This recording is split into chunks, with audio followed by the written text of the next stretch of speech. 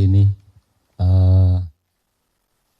Selangsung saja saya akan ingin memberikan penjelasan singkat sebelum saya menjelaskan kronologi kenapa terjadi pemberedelan itu. Ya, ini mengenai pameran saya yang bertajuk Kebangkitan Tanah dan Kedaulatan Pangan. Pameran ini jelas sekali mengusung isu-isu sosial ya, yang saya rangkum dalam bentuk visual. Nah, bagi saya isu sosial itu tidak bisa dipisahkan dari hukum sebab akibat. Seperti halnya ilmu eksakta, ya. Fenomena hukum sebab akibat ini adalah narasi dan pembuktian sebagai fakta objektifnya, ya. Dan kesenian yang mengusung isu sosial itu memiliki tanggung jawab yang sama seperti kriteria yang dimiliki oleh hukum sebab akibat dalam ilmu eksakta. Karya seni, ya, sekali lagi, yang mengusung isu-isu sosial tadi tidak bisa begitu saja begitu menjadi karya eksklusif, ya, terpisah dari hubungan timbal balik yang saling berketerkaitan dalam konteks ekonomi, politik, maupun budaya. Nah, oleh karena itu adalah esensi dari sebuah peradaban masyarakat itu sendiri. Nah, sekali lagi saya jelaskan ya, karya seni itu adalah salah satu bentuk kesaksian sebuah kejadian budaya yang terjadi pada waktu di mana sang senimannya atau penciptanya hidup. Nah, ini mencakup budaya pikir, sikap dan tindakan manusia secara individu maupun kolektif. Dengan kata lain, seni yang mengusung isu sosial itu seperti akan dilihat nanti kalau seandainya bisa dibuka. Nah, sementara ini pintunya masih belum diizinkan untuk dibuka. Itu nanti Anda semua bisa menyaksikan karya-karya visual tadi melibatkan penelitian tekstual, ya, bukan hanya melibatkan karya-karya tekstual, tetapi juga karya-karya penelitian ilmiah. Nah, ini hasil penelitian ilmiah tersebut saya rangkum sedemikian rupa untuk dijadikan solusi dari masalah-masalah sosial yang kita hadapi terutama di sektor pangan. Karena seperti yang harus kita sadari bahwa sektor pangan di negeri kita ini itu jelas sekali adalah fenomena dari bentuk penjajahan baru ekonomi di negeri yang didominasi oleh kekuatan modal dan multinasional. Nah, karya-karya lukis yang saya buat itu adalah sebuah narasi yang menjelaskan tentang penelitian-penelitian ilmiah yang saya kemas sedemikian rupa menjadi karya-karya instalasi. Nah, jadi kalau kita nanti melihat karya instalasi tanpa penjelasan narasi terjadinya atau terjadinya kita kehilangan kedaulatan pangan, maka kita tidak akan mengerti mengapa itu harus terjadi seperti itu, ya. Jadi penelitian ilmiah itu tidak hanya sekedar penelitian ilmiah, karena saya melibatkan jasa laboratorium. Jadi semua penelitian itu faktual dan tidak bisa dibantah. Contohnya nanti kalau suatu hari Anda melihat instalasi, itu Anda bisa melihat.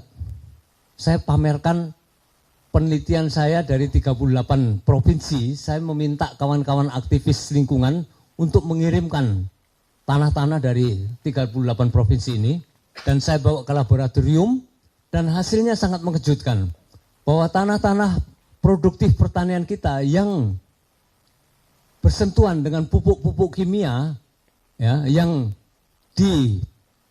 disubsidi oleh pemerintah, ternyata mengakibatkan tanah di negeri kita itu menjadi tanah tandus, kering, membatu, dan tidak produktif kalau tidak menggunakan pupuk kimia yang sama. Ini akibatnya apa? ini adalah bentuk daripada dominasi kekuatan, dominasi kapital terhadap kehidupan bangsa Indonesia yang dimonopoli oleh kekuatan asing yang notabene ini merupakan yang tadi saya katakan bentuk penjajahan baru di mana perut bangsa Indonesia itu harus selamanya tergantung pada asing. Nah, oleh karena itu saya dari penelitian ini saya mencari formula yang tepat untuk menjadi solusi bagaimana kita bisa memerdekakan diri. Nah, ternyata saya menemukan formula tersebut dan formula itu saya pamerkan di gedung Galeri Nasional dalam bentuk instalasi. Nah, menyangkut tentang pemberedelan, kan tadi saya katakan bahwa karya saya ini sebetulnya adalah memiliki tujuan mulia. Saya ingin berbagi ilmu pengetahuan yang seharusnya harus dimiliki oleh bangsa Indonesia untuk menjadi bangsa yang merdeka, yang betul-betul merdeka, bangsa yang betul-betul mandiri. Karena apa? Bangsa yang mandiri itu bangsa yang menguasai kedaulatan pangannya, karena kepangan itu adalah kebutuhan primer. Ya, kebutuhan primer. Kalau kebutuhan primer kita itu di tangan asing, artinya asing akan bisa mendikte. Tadi saya katakan interconnected relation antara politik, ekonomi, dan budaya. Nah, yang jelas dengan ketergantungan ini, bangsa Indonesia akan mudah didikte oleh negara asing yang berkuasa, yang menguasai modal dalam konteks ekonominya, politiknya, ya, dan bahkan budayanya. Nah, ini yang sering dinafikan oleh banyak kawan ya, karena sebetulnya kunci daripada proses perjuangan memerdekakan diri itu adalah kebutuhan primer harus ada di tangan kita sendiri, harus berdaulat. Oleh karena itu, pameran yang bertajuk kebangkitan tanah dan untuk kedaulatan pangan itu sangat relevan untuk kebutuhan bangsa kita. Tetapi ketika gagasan yang mulia ini diekspresikan, dikonkretkan, ternyata ada oknum-oknum yang ingin menghentikan dialog atau komunikasi yang bisa membangun kesadaran bangsa untuk merdeka ini. Dengan apa? Ini contohnya sederhana. Pameran yang hanya bersifat kesenian itu dihentikan. Dan saya agak sedikit menyesal karena oknum-oknum yang menghentikan ini itu adalah orang-orang yang notabene sangat paham tentang seharusnya loh ya, sangat paham tentang kesenian maupun budaya.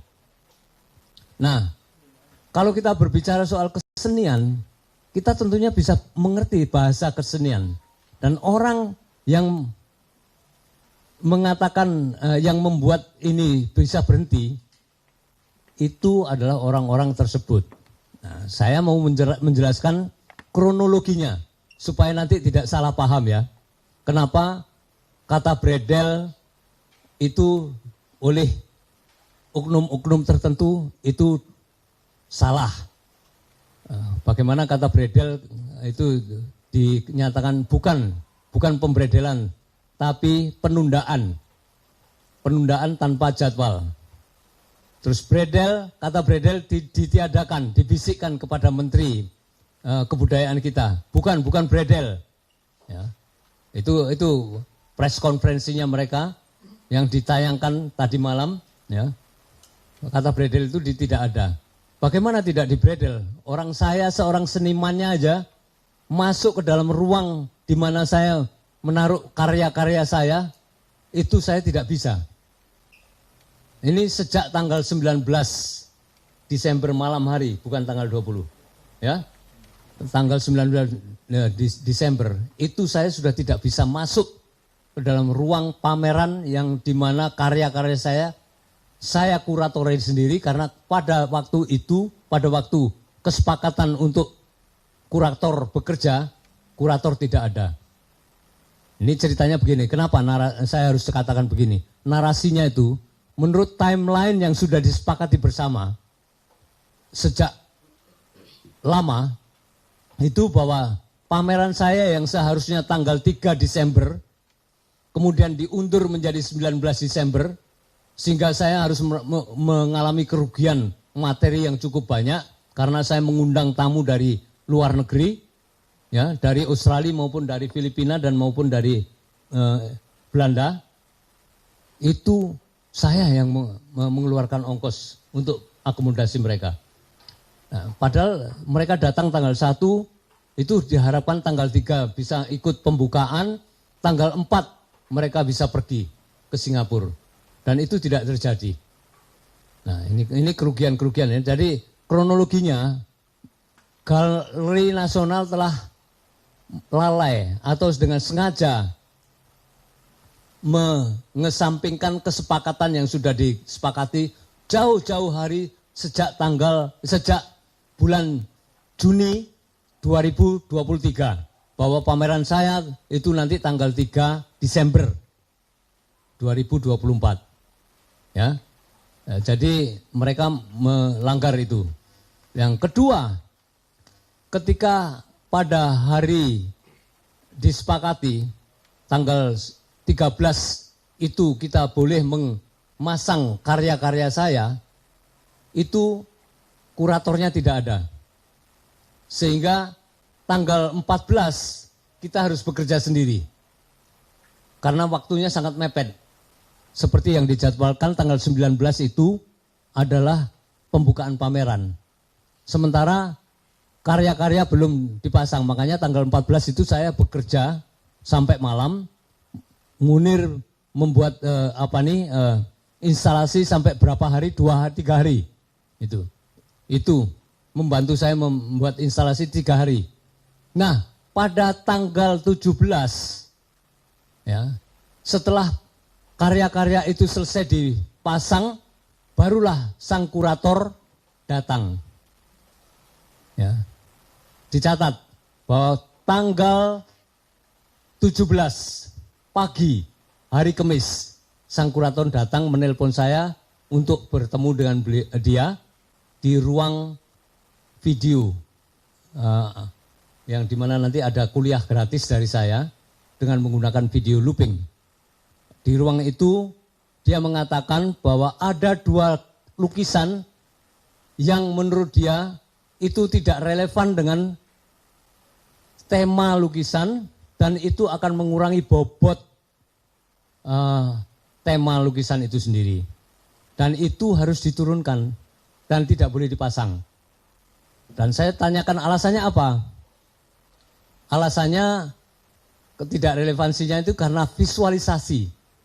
Ya, yang menurut dia yang kemudian diviralkan itu sebagai ungkapan kemarahan belaka dan apalagi ungkapan-ungkapan yang itu diutarakan lewat publik kemudian.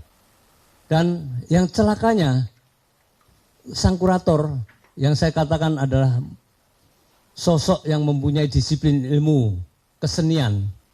Dia dosen pascasarjana, direktur pascasarjana ISI Yogyakarta, tidak memahami yang namanya simbol-simbol seni kesenian. Bahwa bahasa kesenian itu ya seperti itu yang perlu multi tafsir. Jadi misalnya alasannya kenapa kok itu lukisan yang menggambarkan kekuasaan di dalam instalasi kedaulatan pangan ini dipasang. Terus saya bertanya, apakah kedaulatan pangan itu bisa berdiri sendiri tanpa adanya kekuasaan? Kalau kita berbicara soal kedaulatan, terus kita menafikan kekuasaan, itu omong kosong. kata kedaulatan dengan kekuasaan itu adalah hand in hand dalam bahasa Inggrisnya, tidak bisa dipisahkan. Kita ngomong soal pangan untuk bangsa Indonesia. Kalau tidak ada kekuasaan, pangan tidak akan terjadi. Tidak akan ada untuk semua bangsa. Kecuali setiap orang di kota pun harus menanam padi. Jadi kebijakan pemerintah di dalam ketahanan pangan itu tidak bisa dipisahkan dari unsur politik, dari unsur ekonomi. Jadi artinya apa? Melihat kesenian yang simbolis seperti itu tidak bisa menggunakan kacamata politik. Nggak bisa. Kalau dia memang betul-betul dia memahami kesenian, dia juga harus menggunakan bahasa seni. Itu loh. Nah oke, akhirnya dari pembicaraan yang alot selama 2 jam lebih, akhirnya saya win-win solusi. Dua lukisan, Konoha 1 dengan Konoha 2 itu, terpaksa saya tutup dengan kain hitam. Dan itu sudah saya lakukan. Itu terjadi pada tanggal 17, 2 hari sebelum pameran dibuka. Pada hari hanya tanggal 19 siang hari seperti ini, saya diundang ke ruang rapat para staf Galeri Nasional. Di situ ada orang bernama Zamrud Satyanega dan orang bernama Bramantya bersama dengan kurator Suwarno, didampingi Jarod Mahendra, Direktur Galeri Nasional, ada Desi, dan ada Bayu, tim kurator, bersama orang yang bernama Hari. Di depan mereka, Jarod mengatakan bahwa ada 3 lagi lukisan yang harus diturunkan. Dengan alasan itu mengganggu dan tidak sesuai dengan relevansi pameran. Itu. Padahal di situ adalah gambar figur-figur petani memberi makan ya kepada orang yang saya gambarkan, ilustrasikan seperti orang kaya, berdasi, ya, bersepatu, tidak telanjang kaki seperti petani, yang juga telanjang dada, menyuapi mulut mereka sang kaya ini dengan makanan. Itu adalah simbol atau bahasa seni yang saya simbolkan bahwa petani, produsen pangan, itu yang memberi makan kepada orang-orang kaya, termasuk orang-orang urban seperti kita semua ini. Apakah orang-orang kota menanam padi, makan keringatnya sendiri seperti petani? Kan tidak. Loh lah, kok petani yang saya gambarkan itu dikatakan tidak ada relevansinya dengan tema kedaulatan pangan. Alasan apa ini? Ini. Ada lagi lukisan petani memberi makan anjing. Loh, petani itu kalau tinggal di pinggir hutan, dia harus punya anjing yang cukup untuk melindungi ladang mereka dari serbuan babi-babi hutan. Terus apa salahnya petani loh ya, memberi makan ya kepada anjing. Itu juga vulgar. Dan ada lagi dua lukisan lagi. Ini tentang seseorang membawa sapi menuju ke istana yang saya beri judul 2019. Di mana itu memang sengaja saya buat gambaran dari kekuasaan Jokowi untuk memenangkan pemilu yang kedua. Ya. Jadi itu. Nah, sekarang relevansi apa? Apakah peternak seperti Jokowi yang membawa sapi ke dalam di sampingnya itu sebuah pelanggaran dan vulgar? Itu. Terus ada lagi tentang IKN ya, simbol kekuasaan. Itu juga vulgar. Yang celaka lagi Konoha 1 itu yang dianggap paling vulgar dan Konoha 2. Konoha 1 itu simbol dari sebuah kekuasaan yang ada relevansinya dengan kedaulatan pangan, di mana kaki sang penguasa itu di atas pundak orang-orang bawah. Jadi kaki penguasa itu ada di pundak rakyat, dibebankan di atas pundak rakyat, di punggung rakyat. Itu ada simbol. Karena memang faktanya begitu kok. Penguasa ini nggak akan bakal ada kalau tidak hidup di atas pajak yang dibebankan kepada rakyatnya. Itu simbol. Nah, Konoha 2 itu ada gambar manusia biru, berwarna biru saling jilat-menjilat ke atas. Dan yang dijilat itu telanjang, nggak pakai baju memang. Dan itu dikatakan kemesuman bagi mereka. Pertama, saya jelaskan di dalam bahasa seni rupa, telanjang itu adalah simbol dari kejujuran, simbol dari ketolosan. Karena kita lahir itu polos, nggak pakai baju, nggak pakai apa-apa. Itu ada simbol kepolosan. Nah, kalau itu dianggap itu sebuah kemesuman, berarti otak orang yang mengatakan bahwa itu mesum, bahwa itu sanggama, itu orang itu berpikir pikirannya sebatas itu. Tapi amat sangat disayangkan kalau seorang menteri yang hanya menteri kebudayaan, saya katakan, menteri kebudayaan, mendapat laporan dari secara subjektif dari seseorang bahwa lukisan ini adalah lukisan yang mesum, ya, diasumsikan mesum, meskipun dia sang menteri ini belum pernah melihat sendiri karya itu. Ya, belum pernah melihat, tetapi dia sudah berani mengambil sebuah penghakiman bahwa itu mesum berdasarkan atas laporan subjektif. Ya, laporan subjektif orang lain.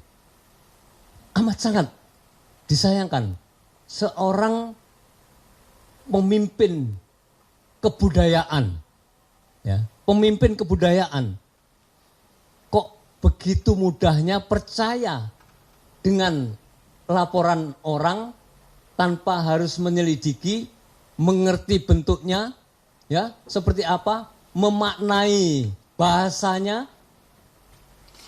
Ini sebuah tindakan yang perlu dipertanggungjawabkan. Perlu dipertanggungjawabkan. Oleh karena itu, pada siang hari ini, press conference ini, itu menjelaskan semuanya tadi, kronologinya seperti itu, dan ini adalah counter atau menjawab tuduhan bahwa senimannya sengaja membuat agitasi lewat karya-karya mesum yang dikatakan oleh wamennya bahwa itu ada gambar orang bersanggama, ya, ya kayak gitu. Itu gimana itu? Itu hanya simbol kesenian, simbol kesenian yang harus dipahami dengan bahasa kesenian. Tidak bisa kesenian dimaknai dengan bahasa politik kalau tidak memiliki tendensi kekuasaan yang sangat distortif untuk sekali lagi memanipulasi hati dan pikiran rakyat yang sebetulnya ingin merdeka. Saya kira cukup di sini dulu. Baik, terima kasih Pak Yos. Tadi sudah disampaikan bagaimana kronologi dan juga pandangan Pak Yos terkait lukisan tersebut. Nah, saya langsung mau ke pengacara publik LBH Jakarta, Mas Alif. Tadi disampaikan ya sama Pak Yos bahwa karya lukisan tersebut merupakan bagian dari penelitian ilmiah yang kemudian dirangkum dalam sedemikian rupa dan dituangkan dalam bentuk lukisan. Nah, bagaimana sebenarnya LBH Jakarta kemudian memandang pemberedelan pameran seni rupa atau lukisan tersebut dalam kerangka atau perspektif hak asasi manusia? Baik, Terima kasih Iqbal. Sebelumnya tadi juga terima kasih kepada Pak Yos yang sudah memaparkan kronologi dan juga pandangan pribadinya. Ya, kami pandang bahwa atas adanya peristiwa pemberedelan pameran tunggal Yos Suprapto ya, yang semula akan dilakukan di Galeri Nasional Indonesia, kami menggunakan pendekatan analisis hak asasi manusia dan hukum. Pada prinsipnya kami menemukan beberapa temuan. Pertama, bahwa permintaan untuk menurunkan 5 karya seni rupa dan penundaan pameran tunggal yang dialami oleh Yos Suprapto merupakan bentuk represi ekspresi seni dalam menikmati hak atas kebebasan berekspresi sebagai individu dan warga negara. Yang sejatinya berpendapat dan berekspresi merupakan hak asasi manusia yang melekat pada diri setiap orang. Nah, hak tersebut dijamin juga dalam kerangka hukum nasional maupun prinsip-prinsip HAM internasional ya, diantaranya pasal 28E ayat 2 Undang-Undang Dasar NRI 1945, kemudian pasal 28E ayat 3 hingga pasal 23 ayat 2 Undang-Undang tentang Hak Asasi Manusia. Kemudian dalam instrumen HAM internasional tentunya ini juga diduga terjadi pelanggaran terhadap pasal 19 Deklarasi Universal Hak Asasi Manusia, kemudian pasal 19 Kovenan Internasional tentang Hak-Hak Sipil dan Politik yang sebagaimana telah diratifikasi oleh Indonesia ya melalui Undang-Undang Nomor 12 Tahun 2005 tentang pengesahan Kovenan Internasional tentang Hak-Hak Sipil dan Politik. Nah, kemudian yang kedua, karya seni yang akan ditampilkan oleh seniman Yos Suprapto bukanlah merupakan bentuk ekspresi yang dibatasi menurut instrumen hak asasi manusia internasional, melainkan merupakan bentuk ekspresi yang sah ya. Pihak Galeri Nasional tidak menyampaikan alasan rasional berkaitan dengan pelarangan dan penundaan pameran. Kita tidak menemukan adanya pelanggaran yang itu berkaitan dengan peraturan internal di Galeri Nasional Indonesia seperti itu ya. Dalam hukum hak asasi manusia internasional, kebebasan berpendapat memang dapat dibatasi, yaitu diatur di pasal 19 ayat 3 Kovenan Internasional tentang hak-hak sipil dan politik seperti itu. Tapi ada thresholdnya, ada ambang batasnya bagaimana suatu hak itu dapat dibatasi. Itu ada turunannya yaitu di prinsip Sirakusa, yang salah satunya yaitu diatur oleh hukum, prescribed by law, artinya harus dibatasi melalui undang-undang, di level undang-undang seperti itu. Kemudian yang kedua, diperlukan dalam masyarakat yang demokratis. Yang ketiga, untuk melindungi ketertiban umum. Kita sama-sama melihat bahwa karya dari Mas Yos Suprapto sudah tersebar luas dan dapat dilihat oleh publik, sehingga tadi pengujian atau pengukuran terhadap gangguan ketertiban umum itu dapat kita asumsikan bahwa ini tidak terjadi seperti itu ya. Akhirnya ya udah keresahan, ketakutan yang dijadikan dasar mungkin ini tidak sesuai dengan tema dan segala macam sebenarnya sudah dilakukan pengujian secara organik ya melalui teman-teman media dan pers seperti itu. Nah, kemudian yang keenam, untuk melindungi hak dan kebebasan orang lain. Kemudian yang ketiga, terjadinya pelanggaran hak asasi manusia. Dengan Yos Suprapto sebagai korbannya, negara berperan aktif ya dalam melakukan pelanggaran hak asasi manusia. Direktur Galeri Nasional merupakan pejabat dari badan publik yang berada di bawah museum dan cagar budaya, di bawah Kementerian Kebudayaan yang semula ini di dalam struktur ketatanegaraan dia masuk ke dalam level Direktur Jenderal Kebudayaan di bawah Kemendikbudristek seperti itu. Nah, permasalahan mengenai pemberedelan pameran tunggal Yos Suprapto ini telah melibatkan struktur pemerintahan hingga tingkat kementerian ya, yaitu Menteri Kebudayaan dan Wakil Menteri Kebudayaan.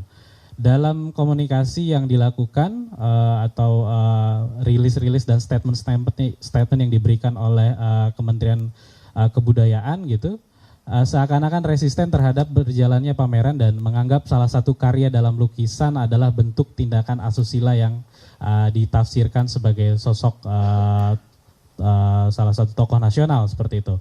Sehingga beliau mewajarkan pameran tunggal tersebut tidak jadi diadakan.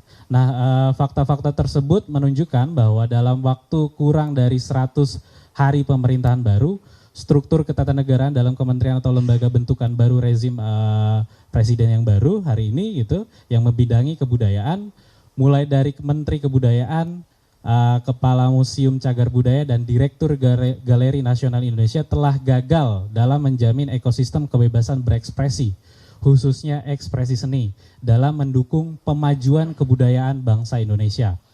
Pelanggaran HAM terjadi karena negara merupakan pemegang kewajiban ya atau duty barrier dalam konteks hak asasi manusia sebagaimana dinyatakan dalam pasal 28I ayat 4 Undang-Undang Dasar NRI 1945 yang menyatakan bahwa perlindungan, pemajuan, penegakan dan pemenuhan hak asasi manusia adalah tanggung jawab negara. Seharusnya di sini pemerintah menggunakan hak positifnya untuk tadi menjamin keberlangsungan pameran tunggal Yos Suprapto. Kemudian yang keempat, tindakan penundaan dan pemberedelan karya seni dari Yos Suprapto merupakan tindakan yang bertentangan dengan prinsip demokrasi. Dalam negara yang demokratis, kritik melalui sarana apapun termasuk seni adalah sah keberadaannya. Apalagi karya seni Yos Suprapto merupakan bentuk kritik yang berdasarkan pada penelitian ilmiah. Sehingga ini bersifat saintifik yang diperoleh dari kondisi faktual pada kultur pertanian di beberapa daerah di Indonesia. Sehingga pelarangan terhadap penyampaian diseminasi riset dalam bentuk ekspresi seni dari hasil riset ini merupakan pelanggaran terhadap prinsip kebebasan akademik yang merupakan bagian yang tidak terpisahkan dari prinsip demokrasi. Pengalaman subjektif yang dialami oleh Yos Suprapto merupakan preseden buruk yang berulang. Sebelumnya juga kami mengamati bahwa telah terjadi pembubaran, misalnya dalam kasus di tahun 2016 yaitu ada Belok Kiri Fest yang semula memang akan diadakan di Taman Ismail Marzuki, namun kemudian dibatalkan sepihak oleh pihak pengelola tim seperti itu, sehingga Belok Kiri Fest terpaksa dipindahkan ke gedung YLBHI Jakarta pada saat itu.